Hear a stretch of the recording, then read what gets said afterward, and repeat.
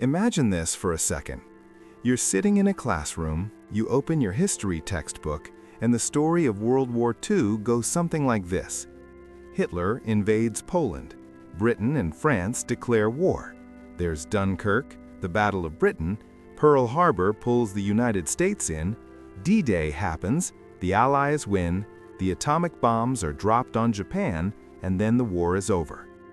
That's the short version most of us grew up with. It's not exactly wrong, but it is very incomplete. In this episode, I want to talk about the real story behind World War II you didn't learn in school, or at least parts of it that often get skipped, rushed, or squeezed into one tiny paragraph at the end of a chapter. So let's walk through the parts of World War II that are usually in the shadows, even though they're absolutely central to understanding what actually happened. All right, let's dive in. First, I want to set the stage with something important. History classes have limited time. Teachers have to cram huge events into just a few hours a year. So what you learned at school is usually a simplified story, told mostly from the point of view of your own country. That's normal. But if we stop there, we get a very narrow view of a truly global war. So instead of just repeating the usual timeline, we're going to zoom out and look at who really fought this war, who paid the highest price, what was happening far away from the classic battles, and how the world that came out of World War II is a lot more complicated than the neat good guys versus bad guys version. Let's start with something a lot of people never hear in school. World War II was not just a war in Europe with a side quest in the Pacific. It was a global conflict, and a lot of the people who fought and died didn't live in Europe or North America at all. You probably heard that Britain stood alone in 1940. It's a powerful idea. One island nation holding out against Nazi Germany. What that simple picture usually leaves out is that Britain had an empire. When you say Britain in 1940, you're actually talking about a political system that controlled huge parts of Africa, Asia, and the Caribbean, plus places like Canada, Australia, and New Zealand. And those places supplied not just food and raw materials, but millions of soldiers. Indian soldiers fought in North Africa, in the Middle East, in Italy, and in Southeast Asia. Troops from what is now Nigeria, Ghana, Kenya, South Africa, and many more African regions fought under British command. Caribbean pilots flew in the Royal Air Force. Canadian, Australian, and New Zealand forces were involved from almost the very beginning. So when we say the British Army fought in North Africa, a more honest version would often be an army made up of Britons and Indians and Africans and others fought in North Africa. The same thing is true for France. After France fell in 1940, many of the troops who kept fighting for the Free French came from French colonies, Algeria, Senegal, Morocco, Chad, and more. If you look at photos from the liberation of places like Italy or southern France, you'll see a lot of faces that are not white and European. Those faces almost never showed up in older school books or movies, but they were there and they mattered. There's also a really uncomfortable truth here. Many people in colonized countries fought to defend freedom for empires that were not giving them full freedom or equality. Imagine being an Indian soldier fighting against the racism of Nazi ideology, but serving an empire that still didn't want your country to be independent. Or being a North African soldier helping to liberate France, then going home to a place where you were treated as less than a full citizen. That doesn't fit neatly into the simple good guys versus bad guys outline, but it's part of the real story. Another huge piece you might not have learned about in detail at school is just how central the Eastern Front was. In a lot of Western classrooms and films, the story of World War II in Europe can sound like Germany invades Poland, some stuff happens in Russia, then D-Day happens and the Americans and British save Europe. That's a very Western-centered version. If you talk to someone from Russia, Ukraine, Belarus, or other parts of the former Soviet Union, their picture of the war is completely different. For them, the Great Patriotic War, as it's often called, is the main battlefield of World War II. Let's look at the scale. The Soviet Union lost, by most estimates, somewhere between 20 and 27 million people in the war. That includes soldiers and civilians. Germany lost around 7 million, the United States a bit over 400,000, Britain roughly the same. Those Western losses are still painful, they're not small at all, but compared to the Eastern Front, they're much smaller. The biggest land battles of the entire war took place in the East. The Siege of Leningrad, where a city was cut off and starved for almost 900 days. The Battle of Stalingrad, one of the bloodiest urban battles in history. The huge tank clash at Kursk. Hitler's decision to invade the Soviet Union in 1941, breaking a previous non-aggression pact, turned out to be a turning point in the whole conflict. German forces advanced deep into Soviet territory, but were eventually pushed back, step by step, at enormous cost. Now here's the twist. During the Cold War, after 1945, the Soviet Union and the Western Allies became rivals. The United States and the Soviet Union were suddenly on opposite sides politically. So in many Western countries, the role of the Soviet Union in defeating Nazi Germany didn't get as much attention as it probably deserved. It's hard to fully celebrate the sacrifices of a country that you're now competing with. That political tension shaped how the story of the war was told. The school version in many places became D-Day as the main turning point, even though by the time D-Day happened in 1944, the German army in the East had already suffered massive defeats. The reality is both fronts mattered. The Soviet Union broke the back of the German army on land, and the Western Allies played a huge role in the air war, the war at sea, and in finally pushing into Western Germany. But if you grew up only hearing about Normandy and not about Stalingrad, you're missing half the picture. Let's cross the globe now, because there's another front that often gets squeezed into just a couple of lines in textbooks. China.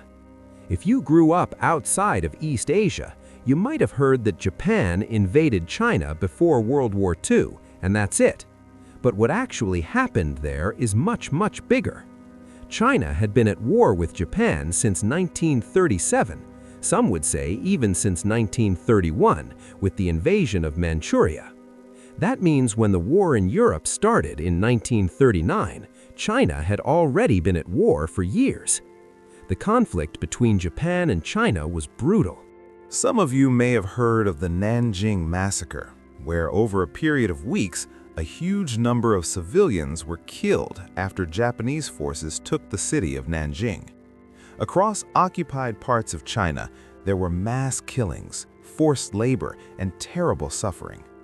The Chinese government at the time, the nationalist government under Chiang Kai-shek, fled the capital but kept resisting from other parts of the country.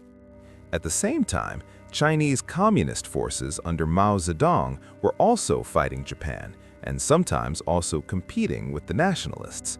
So you have this complicated situation where China is both fighting an external invader and dealing with an internal struggle over who will lead the country. Why does this matter for the global war? Because Japan got stuck in a conflict in China that consumed a massive amount of its resources. Even when Japanese forces won battles, they couldn't fully control or pacify such a huge country. Chinese resistance tied down hundreds of thousands of Japanese troops that otherwise might have been used in the Pacific against places like Australia, India, or more islands. When we talk about who fought against Japan, it's not just the United States in the Pacific. China, with far less equipment and far more casualties, was resisting Japan for years before American forces arrived on the scene. After the war, because of the Chinese Civil War and then the political situation with Communist China and the West, this huge contribution didn't always get highlighted in Western school materials. But if you want the full story of World War II, you have to put China right up there as one of the main battlegrounds. Now, let's talk about something that almost never gets much time in school: the war as an economic and resource struggle. We often think of wars in terms of heroes, battles, and speeches, but underneath all that, there's a very basic question. Do you have the fuel, the food, the factories, the steel, the rubber, and the people to keep fighting? Germany, Italy, and Japan, the Axis powers, all struggled with natural resources. Germany didn't have enough oil. Japan didn't have enough oil or enough metal and rubber. Italy had even fewer industrial resources. On the other hand, the United States had huge amounts of oil, a massive industrial base, and the physical safety of being far from the front lines. The Soviet Union had vast land and a lot of raw materials, especially once factories were moved east, farther away from the fighting. The British Empire could draw on colonies and dominions for food and manpower. So one real story behind World War II is how much it was shaped by oil and industry. Japan's decision to expand into Southeast Asia, for example, was heavily driven by the need for oil and rubber. When the United States cut off oil exports to Japan because of its aggression in China, Japanese leaders felt cornered. They believed that unless they secured new sources in places like the Dutch East Indies, modern Indonesia, their military machine would grind to a halt. That thinking helped push them toward the risky decision to attack Pearl Harbor and start a full war with the United States. Germany, facing oil shortages, pushed into the Soviet Union partly to reach the oil fields in the Caucasus region. When we look back, we often focus on ideas and speeches, and those matter, but behind the ideology is a very physical reality. You can't fly planes or move tanks without fuel. There's also the story of big companies. Some large firms in different countries did business with regimes like Nazi Germany before the war, sometimes during the early part of it, or they benefited from wartime production. In Germany, many industries used forced labor, workers brought from occupied countries, prisoners of war, and people from persecuted groups. After the war, some of these companies had to face investigations and trials, and some didn't face as much accountability as you might expect. In other countries, huge corporations grew even bigger by producing for the war: planes, ships, vehicles, weapons. So when we say the Allies won because they were brave, that's true, but it's only part of the story.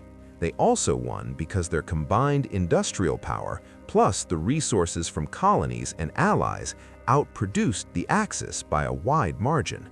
Factories in the United States, the Soviet Union, Britain, Canada, and elsewhere were turning out tanks, aircraft, and ships at a pace Germany and Japan just couldn't match. It's not a very romantic detail, but it's one of the core behind-the-scenes truths you don't always hear in school. Let's shift to something that can feel uncomfortable, but it's important if we want the real story. Not everything the good side did was good.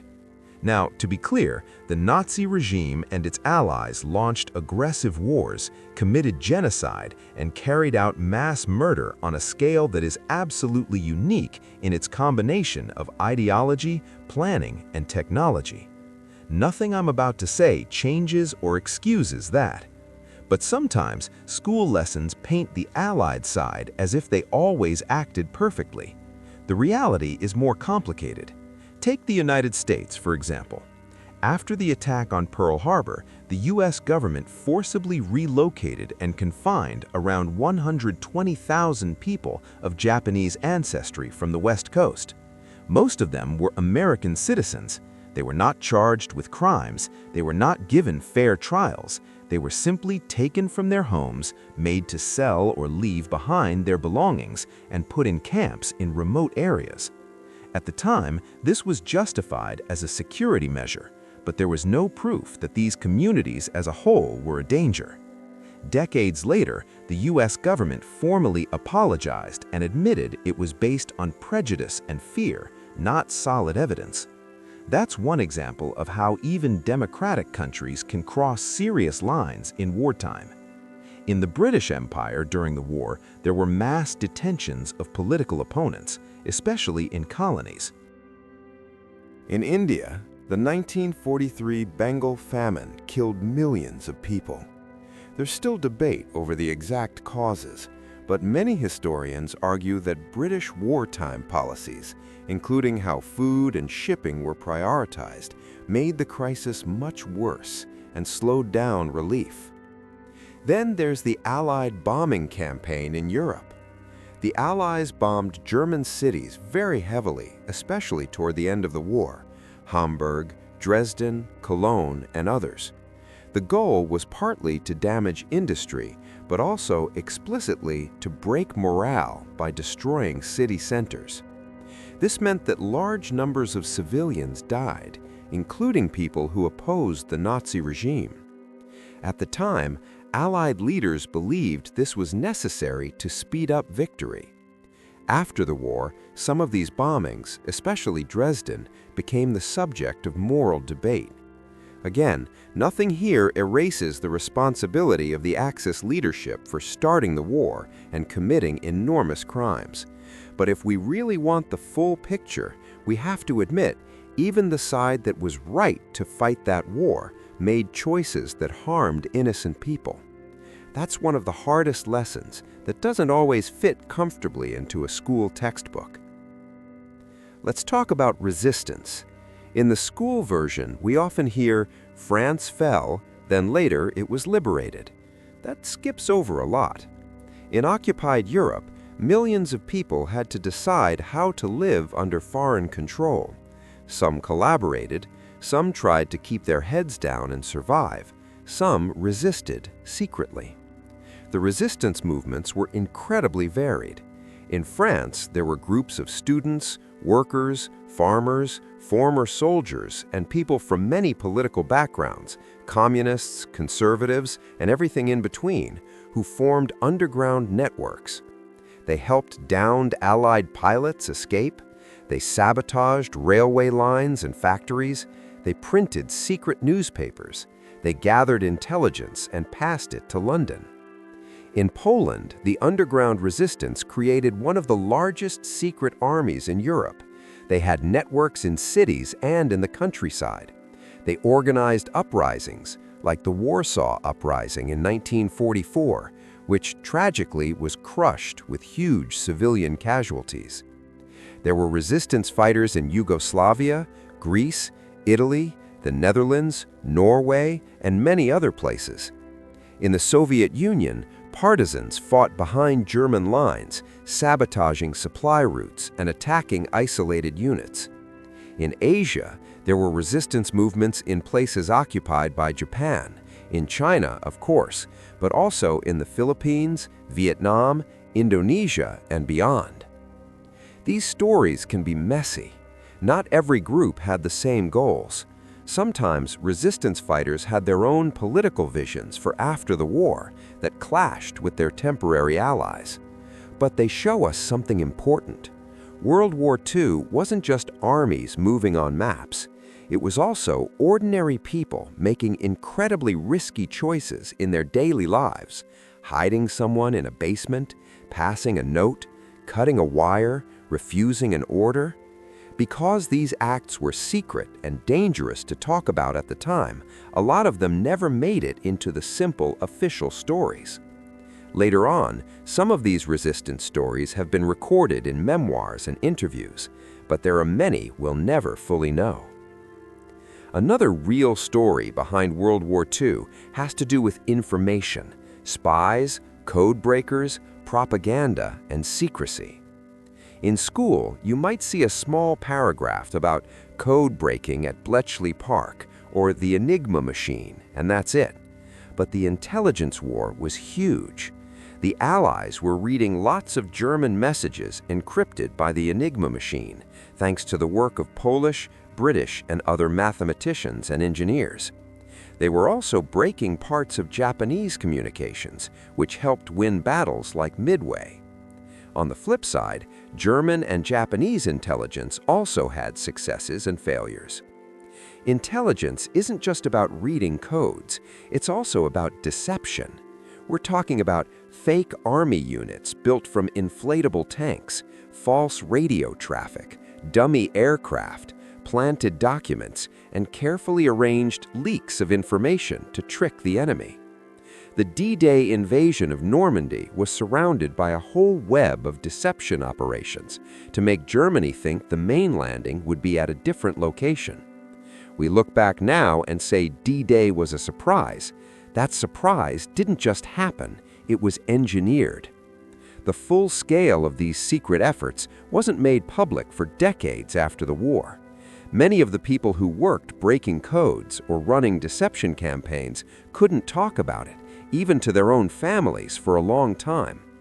So school books written shortly after the war didn't have access to everything we know now. That's one reason why the real story can feel different today than it did 50 or 60 years ago. New documents get declassified, historians get to see more archives, and we discover just how deep the hidden side of the war went. Let's also talk about women in World War II, because for a long time, their stories were mostly reduced to one image, a woman in a factory with a bandana, maybe labeled Rosie Riveter. That image is important. In many countries, women entered the workforce in new ways because so many men were away fighting. They worked in arms factories, shipyards, aircraft plants. They built the planes and tanks that were crucial to victory. But that's only part of it. Women also served as nurses on the front lines and in hospitals, flew aircraft in some countries. For example, Soviet women served as combat pilots and bomber crews, worked as code breakers and analysts, served in auxiliary roles in the armed forces, acted as couriers and organizers in resistance movements. In occupied Europe, women often played key roles in underground networks, moving messages, guiding fugitives, hiding people, gathering information. Because many of these actions were secret, and because after the war societies often expected women to go back to normal life, their contributions were sometimes overlooked. It's only in more recent decades that historians have really started to document and highlight these stories. So the real story behind World War II includes women not just as supporters, but as active participants in many aspects of the conflict. Now we reach the end of the war, and one of the most difficult parts of the story, the use of atomic bombs on Hiroshima and Nagasaki. In school, you might have heard a simple explanation. The bombs were dropped to end the war quickly and save lives that would have been lost in an invasion of Japan. There is some truth in that reasoning. Many military planners at the time believed that invading the Japanese home islands would cost hundreds of thousands, possibly even more, in Allied casualties, and many more Japanese casualties. But the story around the atomic bombs is more complex than a one-sentence justification. Japan in 1945 was already in a desperate situation. Its Navy and Air Force had been largely destroyed. Many cities had been heavily bombed with conventional weapons. The Soviet Union had just entered the war against Japan, invading Japanese-held territory in Asia. Some historians argue that Japan's surrender was already likely, given enough time and negotiation, even without atomic bombs. Others say the bombs forced a rapid decision that otherwise might have dragged on for months, with continued suffering in Asia and the Pacific. There's also a political side. Using the bombs demonstrated this new, terrifying power not only to Japan, but also to the rest of the world, including the Soviet Union. That shaped the early Cold War. None of this changes the human reality on the ground. In Hiroshima and Nagasaki, tens of thousands of people died instantly, and many more suffered and died later from radiation and injuries. Most were civilians, children, elderly people, ordinary workers. When people there tell the story of the war, it sounds very different from the way it's told in a textbook that focuses only on strategy. So the real story here includes multiple layers: the military calculations, the political message, and the human cost. It also includes the long shadow that nuclear weapons have cast over every decade since.